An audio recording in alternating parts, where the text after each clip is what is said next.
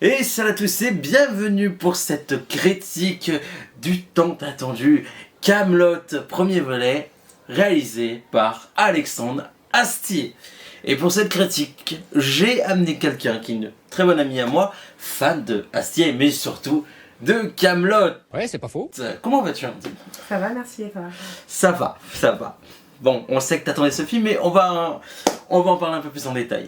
Donc, pour cette histoire de ce premier film, parce qu'on sait qu'il va y avoir d'autres films, donc, 10 ans après que le Lancelot ait pris le pouvoir, il organise une chasse aux sorcières, mais pas de ma sorcière bien aimée, aidé par le mercenaire saxon pour retrouver ce fameux Arthur.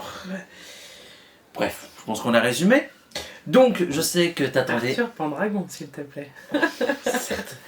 Donc, je sais que t'attendais énormément de ce film, comme la plupart des fans, hein, on va pas se mentir. Moi, je suis pas un fan de Kaamelott, mais j'ai vu au moins les 3 premiers livres. Il y en a quoi, 6, 7 ? 6, ok. Donc, je suis pas un grand fan de Kaamelott, mais je voulais le découvrir ce film, qui est attendu énormément. Donc, je vais demander ton avis. Qu'as-tu pensé de ce film ? J'ai adoré. J'ai passé 2 heures absolument excellentes. Ah, carrément excellente. Excellentes. Après, ça fait 10 ans que je l'attends. Donc forcément, Longtemps j'ai plus dans le cadre, par quelques contre. petites exceptions et petites déceptions, pardon, des attentes que j'avais, que j'ai pas pu... Donc, ouais, t'avais tellement d'attentes. Voilà, c'est ça. J'avais trop d'attentes et du coup, j'ai été un petit peu déçue. Mais j'ai passé quand même des bons moments avec des rires, des larmes, Ah, des larmes, des carrément. émotions qui passent. J'ai D'accord. eu les larmes aux yeux, oui, bah oui, forcément. Bah oui, J'en forcément. souviens, Rien que ah. déjà les 3 premières notes des enfants, j'ai les larmes aux yeux. C'est Ouais, logique. je me souviens, à peine t'as vu le logo Incendic, j'ai envie de pleurer. Bah oui, je l'attends depuis toute ma vie ce film. Depuis ma Oui, bah, naissance. comme beaucoup de fans, hein, surtout que bah, la série s'arrêtait il y a déjà 12 ans. En plus, bah, quand ils ont annoncé le film, bah, ça y est, ça avait tourné enfin, ça y est. Je crois qu'ils ont annoncé le tournage en 2019. On a eu un petit teaser janvier 2020, bien avant un certain Covid-19, qui a été reporté sans date. Et je crois que c'était il y a quelques mois, ils ont relancé une bande-annonce avec la date de sortie. On s'est dit, allez, cette fois, ça y est. Bref, bah moi j'ai bien aimé. À ma grande surprise, parce que j'avais pas d'attente. J'étais blasé du film, pour être honnête, avant de le voir, entre tous les fans qui arrêtaient pas de me rabâcher. Allez voir Kaamelott, ah il y a Kaamelott. Pensez pour Capitaine Critique, Moussaillon si tu passes par là. Donc j'étais blasé du film. Et j'ai passé un agréable moment. Même si j'ai pas toutes les références, on va pas se mentir, sur certains personnages, sur certaines blagues. Mais j'ai ri plusieurs fois.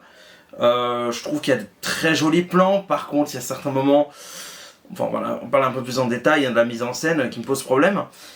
Mais j'ai passé un moment. Après, je pense que c'est un film qui va diviser entre les fans hardcore de Kaamelott qui vont parce qu'ils voulaient voir leur Kaamelott, pardon. Même si ce n'est pas de la Kaamelott. Bref, c'était une blague de merde. Mais sérieusement, donc c'est un film qui va diviser. Pourquoi ? Parce que je pense que beaucoup de fans vont être déçus. Bon, il y en a plus qui vont aimer, on va pas se mentir. Et ceux qui sont pas fans de la série, ça va être l'un ou l'autre. Soit ils vont détester, soit ils vont passer un agréable moment, un peu comme moi. Donc moi, il y a des choses qui me posent problème. C'est que c'est un film qui est très riche, mais parfois trop, parce qu'il y a tellement de choses, tellement de personnages, et que j'ai l'impression qu'en fait il a voulu faire du fanservice à fond. Je pense qu'il a voulu mettre tout le monde pour... Et moi, Même s'il en manque un. il en manque, je pense, hein, une fois de plus, je suis Il en pas... commande 2 principaux. Et je pense que le fait qu'il en mette trop, j'ai l'impression qu'il a voulu faire plaisir aux fans. Voilà, ça fait 10 ans que vous l'avez regardé le film. Allez, vous allez voir tout, donc vous allez voir tous les personnages, j'ai oublié les noms des personnages, bon bref, qu'on voit les acteurs comme Chabat ou même Christian Clavier, qui avaient des petits rôles.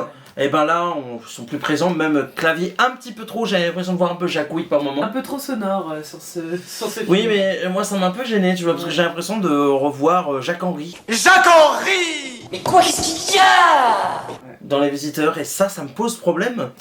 Et puis moi, bah, j'ai vu Chabat, bah, moi, voilà, j'ai eu des étoiles dans les yeux, hein, avec son petit coucou, parce que je suis un fan hardcore de Chabat. Et bah ouais. On a très peu vu sur le film Chabat, c'est dommage. Ouais, mais voilà, il me manquait beaucoup quand même. Limite, par rapport au nombre d'épisodes sur le nombre d'heures de film, on le voit plus dans la série que dans le film, quoi. Donc ouais, moi j'ai bien aimé, mais en plus, le fait qu'il y ait avoir trop de choses, j'ai l'impression que, par contre, on sait pas où il veut aller, Alexandre Astier dans son film. Tu sens tu vas là, mais il y a des scènes pour moi qui sont un peu inutiles, notamment certains flashbacks que je trouve parfois, le dernier est très intéressant en soi, mais il y a certains flashbacks, Quand tu auras vu toute la série, tu pourras comprendre tous les flashbacks. c'est possible. Ah oui, bon, faut que je. De toute façon, la chose positive, la première chose que je t'ai dit quand le film était terminé, j'ai envie de revoir la série et surtout de la voir en entier. Donc ça, c'est plutôt positif. Ouais, puis d'autres trucs qui m'ont gêné, mais c'est que des fois il y a trop de cuts. Il y a des cuts, surtout sur les scènes de conversation, ça cut. Des fois t'as 20 plans sur 1 minute. Et je m'en souviens, tu me dis, oui, mais si on sent que c'est pas quelqu'un du cinéma et tout. Là où je suis pas d'accord avec toi, il y en a, ils sont acteurs sur scène et ils arrivent à faire une belle réal. La réal est propre, sauf sur certains plans où je trouve les plans de nuit qui sont horribles. Et quand t'as 15 millions d'euros pour faire un film comme ça, est-ce qu'il manque du budget? C'est la question que je me pose. Bref, du coup, qu'est-ce que t'as aimé vraiment dans ce film du coup? Qu'est-ce qui t'a vraiment le plus plu? Qu'il ait repris, la façon dont il a repris par rapport aux derniers épisodes sur la dernière série. Parce que sans spoiler la série, à la fin, on a une information dans le film qu'on peut confirmer par la série. Et j'ai bien aimé il aurait pu jouer à la facilité en reprenant... C'est compliqué de pas spoiler. Je crois qu'on va... Même sans spoiler la série, je peux pas spoiler la série non plus. C'est pour ça qu'on va faire une partie spoil après. Je pense qu'il a pas joué la facilité à rebondir directement, être là où on l'attend, se cacher là où on l'attend, tout ça. Il a été chercher autre chose, il a été chercher une autre histoire. Pour pouvoir mieux rebondir, pour pouvoir amener d'autres personnages, pour pouvoir... Et puis la façon dont les personnages sont mis dans le film, franchement, il a trop bien choisi. Il a trop bien choisi les moments. Oui, c'est vrai. Mais après, faut reconnaître que Astier, c'est quelqu'un qui sait très bien écrire. Au niveau des dialogues, il y a beaucoup de blagues où moi j'ai ri. Que des fois, toi, t'as à peine souri, ou moi, les blagues, je comprenais pas, toi, t'étais mort de rire. Donc c'est agréable, c'est que l'humour fonctionne, même si moi qui connais pas la série, l'humour fonctionne assez bien tout au long du film. Il y a beaucoup de sketchs, on va dire, qui me font beaucoup rire. Et ça, j'avais peur que ce soit un peu trop lourd au niveau de l'humour, et finalement, c'est très subtil. Et après, Astier, il sait écrire, il sait bien écrire ses scénarios, même si, voilà, pour moi, il y a des défauts d'écriture, comme je dis tout à l'heure. On sait pas trop où il veut aller dans son truc, et tu sens que... il y a certains personnages, on en a parlé avec l'ami Jules Melon, c'est qu'il y a certains personnages, tu les vois pendant quelques minutes, et tout d'un coup, ils sont balayés, t'as l'impression qu'ils auraient pu être pas là, ça aurait pas changé grand-chose. Je sais pas ce que t'en penses, toi. Oui, c'est vrai. Notamment Shabba. Par exemple, ouais, Bon, je pense qu'on va rentrer dans la partie spoil, on va spoiler certaines choses. Donc en tout cas, les fans de Kaamelott, si vous l'avez pas encore vu, foncez. Hein, malgré le pass sanitaire, foncez le voir, parce que moi qui n'ai pas fan de Kaamelott, j'ai passé un agréable moment et putain, ça fait du bien de voir des bons films qui sont français, mais rappelez que Kaamelott, il n'y a pas que Kaamelott dans le cinéma français. Donc, partie spoil, donc on va revenir sur ce que tu voulais dire avant les spoils. Ouais, mais du coup, je vais te spoiler, toi. Pour la série, c'est pas grave, t'inquiète pas. À la fin du livre 6, quand Arthur se suicide, c'est Lancelot qui vient le sauver et il lui fait comprendre en gros que si lui il est pas là pour reprendre les rênes du royaume, il n'y aura plus personne. Et à un moment donné dans le film, il dit on revient plus en cadre. Le pouvoir vous me l'avez donné, ou tu sais, quand Lancelot et Arthur ils sont dans la même pièce, il dit le pouvoir vous me l'avez donné. Arthur il lui fait un regard et en fait il comprend que il a pas vraiment tort au final, parce que quand il s'est suicidé, que Lancelot est venu, alors que Lancelot le cherchait pour le tuer, Lancelot il est venu, il a sauvé Arthur, il a voulu le sauver. D'accord. Et au final, Arthur il se rend compte qu'il a raison, et que vu que cette fois-ci il n'a pas été capable de le tuer, il n'a pas d'autre choix que de se faire couler avec son bateau, de se faire couler avec son navire, qu'un capitaine ne lâche jamais son navire. Donc il se dit que si Kaamelott se fait détruire, même si c'est pas lui qui est au pouvoir, autant qu'il coule avec son bateau, puisque de toute façon il n'arrivera plus rien à faire. Ouais, c'est assez intelligent, je trouve. Bon, maintenant, tu m'as spoilé ça me dérange pas, en tout cas. Ouais, non, c'est assez subtil, je trouve, en fait. Moi qui n'ai pas vu, c'est assez subtil, puis je trouve qu'il y avait un...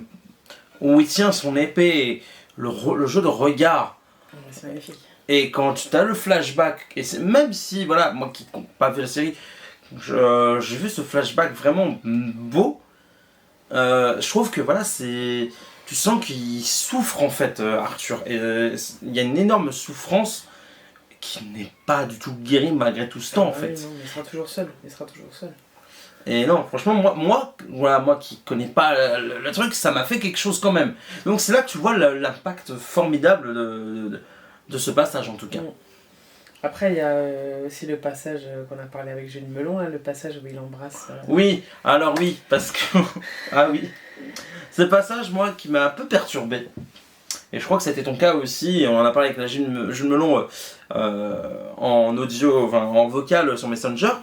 Oui, on raconte notre vie ici, bien sûr. Bienvenue dans la vie de Nico Ciné et de Jules Melon. Salut la compagnie, c'est Jules Melon. Et que oui, pourquoi Arthur embrasse, j'ai oublié le nom de la madame, Guenièvre. de Guenièvre. Donc toi, t'avais une théorie. Bah, j'en ai plusieurs en fait. Il y en a plusieurs qui peuvent se tenir. Donc pour toi, la théorie la plus probable. Soit il se dit, bah, Guenièvre, c'est celle qui m'a jamais lâché malgré tout, et elle est là, donc au final, je l'ai toujours aimée, et au final, voilà, je l'embrasse. Soit il fait son deuil de son amour avec Akonia, et il se dit, de toute façon, vu que j'arriverai jamais à aimer quelqu'un, vu qu'elle est là, bah, autant que ça soit elle. Ce sera un peu mesquin, cette théorie. Ouais, mais tout est possible. Vu qu'il va reprendre Kaamelott, il se dit bah, il va me falloir une reine, donc je sais pas, ça peut être plein de choses. Mais moi je pense quand même qu'il a de l'affection profonde et beaucoup de tendresse pour elle. Je sais pas si c'est de l'amour, mais même pendant la série, même s'il l'envoie chier tout le temps, tout ça, tu vois que sans elle au final il pourrait pas quoi. Ouais, c'est vrai. Ouais, non, moi je serais plus d'accord sur la première théorie, tu vois. Ouais, je sais pas. Pour moi, ça serait plus probable. Après avoir ce qu'il va raconter dans la suite, quoi. Parce que là, le livre 6 dans la série, on retourne sur son éducation romaine, tout ça, quand il était enfant et adolescent. Et il y a beaucoup de scènes dans les flashbacks où on n'a pas du tout vu ça dans le livre 6. Là, la meuf, l'indienne, là, je sais pas comment décrire cette femme. C'est pas Akonia, c'est pas sa première femme, mais on l'a jamais vue dans les livres 6. Donc ça, je sais pas vraiment comment l'interpréter. Ouais. Est-ce que ça s'est vraiment passé ou est-ce que c'est le fruit de son imagination? Je sais pas. Mais c'est pour ça que oui, on pense que c'est du flashback, mais pendant moi je dis, mais est-ce qu'il imagine? Parce que j'ai remarqué, il y a certains flashbacks où au moment où il imagine quelque chose, c'est souvent qu'on a une grosse épreuve. Ouais.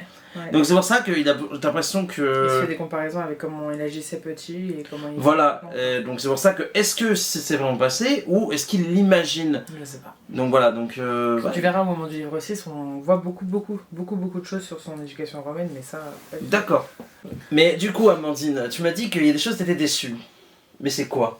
Bah, je m'attendais à plus de références à la série, à des choses qui se sont passées. Pas forcément... En fait, je trouve qu'ils ont mis trop de références aux personnages plus qu'à l'histoire. D'accord. Et ça, je trouve que c'est un petit bémol. Et ouais, j'ai beau voir un film tous les 10 ans, je sais pas, j'ai l'impression qu'il a pas encore la patte du cinéma. Peut-être que c'était son brouillon et le cas volume Non, je pourrais pas 2, dire... Non, franchement, je suis pas d'accord avec toi. peut-être que le cas volume 2 va être mieux, je sais pas. Non, je peux pas dire... On peut pas dire c'est brouillon, même si... Excuse-moi, même si j'ai beaucoup de problèmes sur certains moments de réal, notamment avec des cuts dégueulasses, des fois des plans sont exécrables. Tu peux pas dire c'est brouillon, je suis pas d'accord. Je trouve que la série, il n'y a pas tous ces plans-là, ces côtés dégueulasses. Donc c'est pour ça que je me permets de comparer. Oui, c'est comparé à la série, mais après, je trouve contrairement à ce qu'on nous propose dans le cinéma français, ou même dans le cinéma des fois américain, avec plus de budget, Astier, il a un minimum de réalisation. Par contre, ça, il y a une chose qu'il a pas arrêté, c'est les fondus. Les fondus de scène en scène, ça, il a pas arrêté. Bah, dans la série aussi. Oui, mais justement, il le faisait, tu vois, mais c'est là que tu... Trop de fondu au bout d'un moment, ouais, mais c'est fondu, tu le fondu. Essaye de faire d'autres transitions en fait. Et après voilà, c'est beaucoup de fondu quoi. Allez voir d'ailleurs la vidéo de Nice Panda qui explique la mise en scène de Alexandre Astier qui est très intéressante d'ailleurs. Oui, je fais de la pub pour des gros youtubeurs. Je crois qu'on n'a plus rien à dire dans la partie spoil. Du coup, résumé du film et ta note. Bah, il remplit toutes mes attentes avec quelques petites déceptions, donc je vais mettre 8 sur 10. Et voilà, et je retournerai le voir très prochainement. Moi, je vais être moins généreux. Voilà, parce que pour moi, il y a des points de réel, je trouve qu'il y a des défauts dans l'écriture, mais j'ai passé un bon moment, j'ai envie de le revoir, donc je vais mettre 7 sur 10, parce que j'ai vu beaucoup mieux cette année au cinéma, et certains me diront oui, mais parce que t'es pas fan de la série, peut-être que t'aurais mis une meilleure note. Pas si sûr, parce que j'ai vu quelques tweets et j'ai Ou alors, vu... justement, vu que t'as l'œil aiguisé, t'aurais été encore plus critique en connaissant la série par cœur. Je sais pas, mais quand je vois certains fans un peu déçus, ou même j'ai vu quelques tweets ou quelques stories Instagram, il y en a sont déçus quand même, hein, surtout des gros fans, donc c'est pour ça que si on me dit ouais, tu dis ça parce que t'es pas fan, ça n'a rien à voir, hein. Il y a des réalisateurs que je n'aime pas, il y a des réalisateurs que j'adore, et j'essaie toujours d'être le plus honnête. Voilà, donc moi, 7 sur 10. En tout cas, bon, on vous conseille d'aller le voir. Hein. Évidemment. Voilà. En tout cas, merci Amandine d'être venue sur la chaîne pour la deuxième fois, parce que tu es venue sur le live 12h. C'est vrai. Voilà. Quel carnage.